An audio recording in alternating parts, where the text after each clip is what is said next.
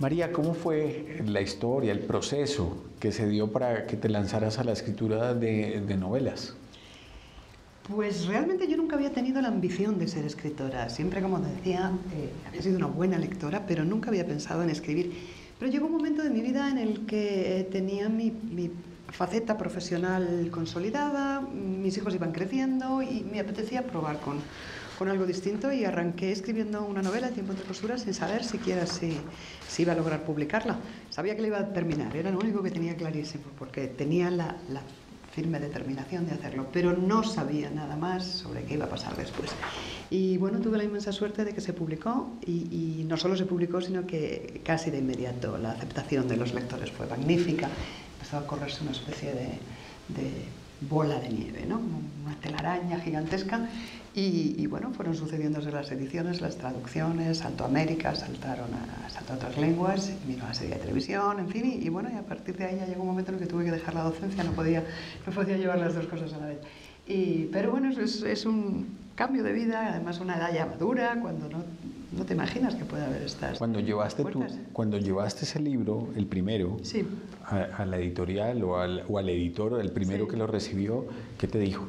Bueno, realmente yo, como no conocía a nadie en el mundo editorial, porque en la vida académica, en el mundo académico, publicamos mucho, pero nuestras publicaciones son de otro tipo de editoriales. Entonces lo que hice fue buscar en primer lugar, una agencia literaria que me representara, que ellos abrieran esas puertas a las que me habría sido mucho más difícil tener acceso. No tenía tampoco ni tiempo ni tampoco el conocimiento sobre cuál podría ser la mejor opción. Entonces conseguí que me representara una agencia literaria excelente, la agencia de Antonia Kerrigan, y a partir de ahí ellos fueron los que consiguieron la primera publicación en la editorial Temas de Hoy dentro del Grupo Planeta, y a partir de ahí empezó a rodar. Esa combinación, esa fórmula que manejaste y que has manejado entre ficción, historia, realidad, algo de raíces propias en muchos casos, ¿cómo aparece en ese primer libro? La relación, por ejemplo, familiar y personal con Marruecos.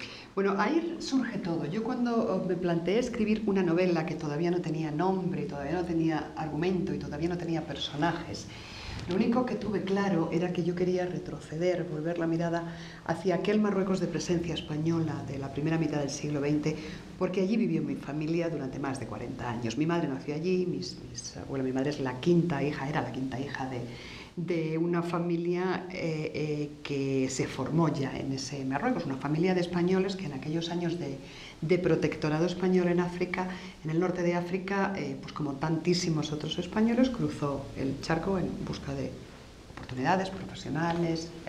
Mi abuelo era topógrafo, trabajaba para la administración española, y bueno, y allí vivieron siempre, de manera que cuando después Marruecos se independizó en el año 56, ya volvió toda la familia a España, pero les quedó aquello en el cerebro, en el corazón, en todo. Mi madre, claro, empezó a vivir en España con 17 años, antes toda su vida anterior era Marruecos, de forma que cuando yo crecí a su lado, cada vez que la oía hablar de su infancia, de su juventud, de su colegio, de sus amigos, de su calle, de sus amigas, de sus hermanos, de su familia, todo siempre era la palabra Tetuán, Marruecos, protectorado, África. Y bueno, yo crecí con eso, lo tenía ahí, y era consciente de que era un territorio enormemente evocador para escribir una novela, y muy poco tratado en la ficción contemporánea española. Y por eso, antes de tener nada claro sobre aquella primera novela que yo pretendía escribir, solamente tuve la certeza de que valía la pena volver la mirada a aquel Marruecos. Y así empezó todo. Esa novela fue un éxito, pero ¿cómo viene el proyecto de volverla a una serie de televisión que también fue un gran éxito? Sí. ¿Cómo fue eso? Pues muy desde el principio, realmente a los 3-4 meses de la publicación del Tiempo entre costuras ya empezaron a llegarnos ofertas para trasladarlo a algún producto audiovisual.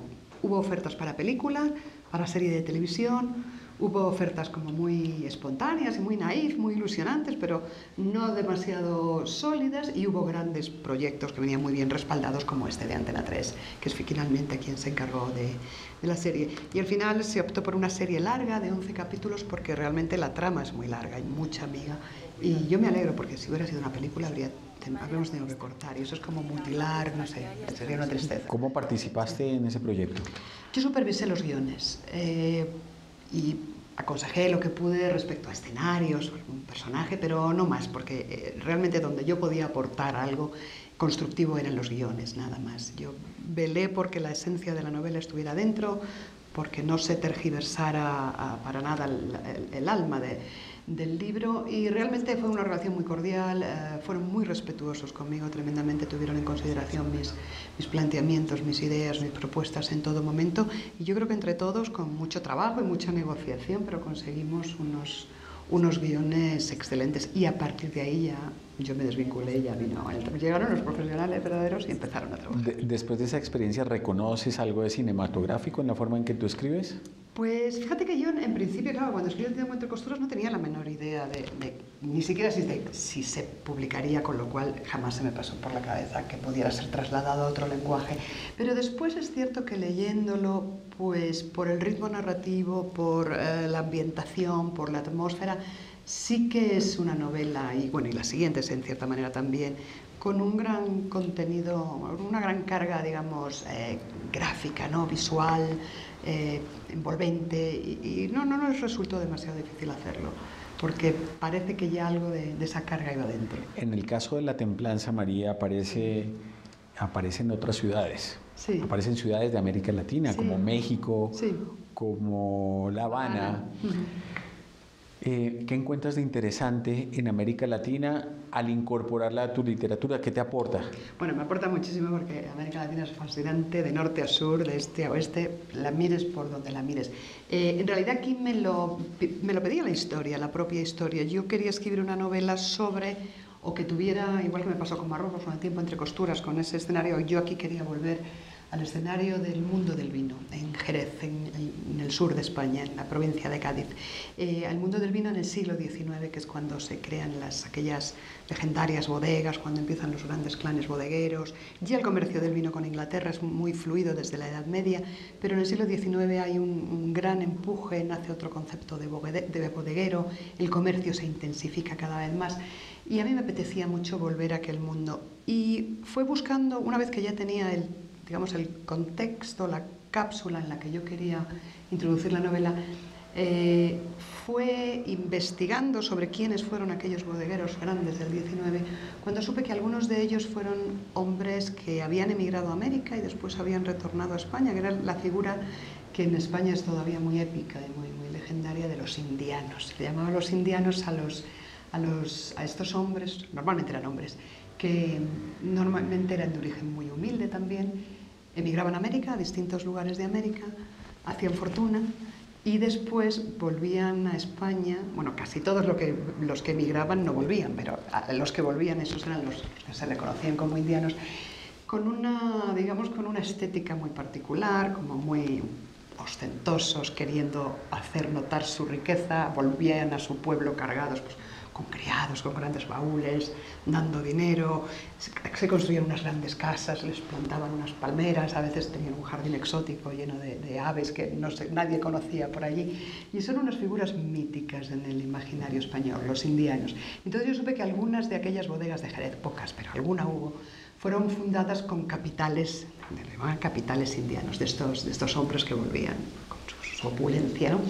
Y me pareció que podría ser un buen perfil para mi personaje, para mi protagonista, la figura de un indiano. Lo que pasa es que yo no quiero hacer el personaje tal como fue el Monde convencional. Le doy un giro de tuerca y lo que hago es construir un falso indiano, entre comillas. En realidad es un español que emigró a América, hizo fortuna en la minería de la plata mexicana y después se arruinó.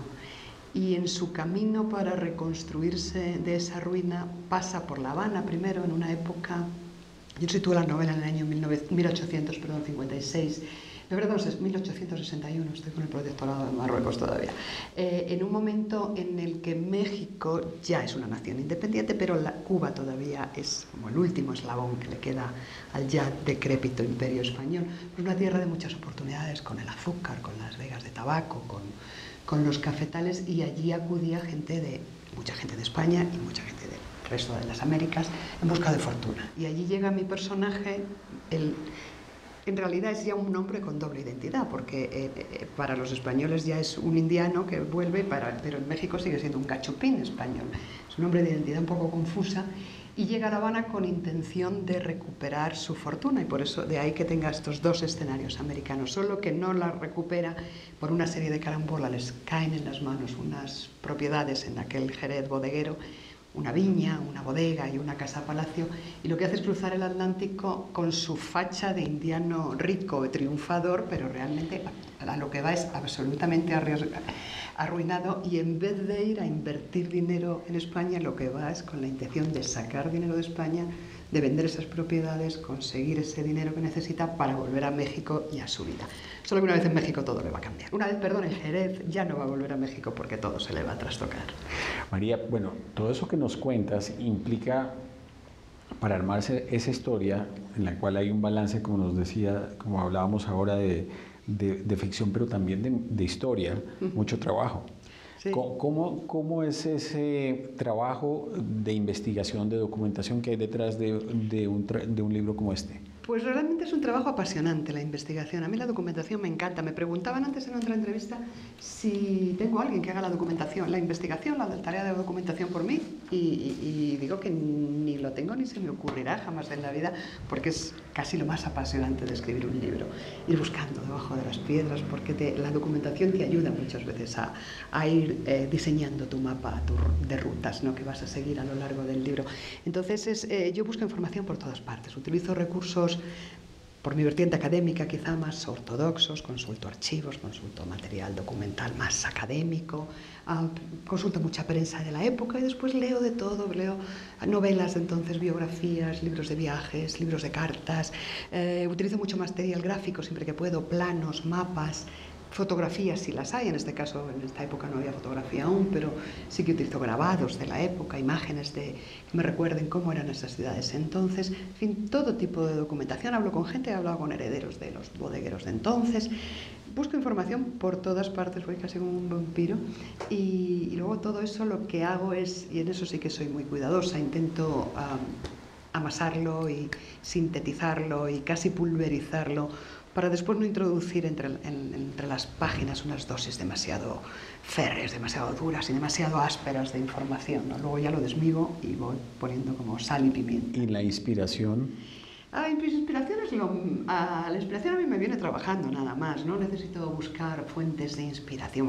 Todo puede ser inspirador. Viajo también a todos estos lugares, los pateo y en algún momento se te puede ocurrir inspiración para una escena, para un momento, para un escenario, para un diálogo, pero realmente la construcción entera de la historia, más que la inspiración, es sentarte a trabajar e ir planteando opciones, ir trazando un camino, ir descartando, ir sopesando, ir tomando decisiones, y así es verdaderamente como llega la inspiración. María, esta feria del libro está dedicada a García Márquez y a Macondo. Sí, ¿Qué sentimiento como escritora tienes para García Márquez? Bueno, absoluta admiración, es un referente en la literatura universal y para todos los que nuestra lengua es el español, desde luego el castellano no doble, ¿no? Razón de más. Mi admiración absoluta y bueno, estoy todavía deseando ir a la feria, todavía no he ido para ver cómo han interpretado ese legendario Macondo para darle carnalidad casi dentro de la feria. ¿Ya estás pensando en qué vas a hacer después de este libro? No tengo tiempo todavía porque en realidad lleva un mes y medio en las librerías y no me ha dado tiempo a plantear un proyecto firme. Tengo algunas ideas, tengo algunas cosas que me gustaría tratar, más o menos, pero no tengo un proyecto definido todavía, dentro de unos meses en realidad. María, muchas gracias por haber aceptado esta invitación. Fue un gusto tenerte aquí hablando sobre tu obra, tu visita a Colombia y sobre este nuevo libro, La Templanza. Muchísimas gracias. Para mí es una alegría volver a Colombia siempre y este contacto con los medios y los lectores siempre es entrañable. Gracias, hasta siempre.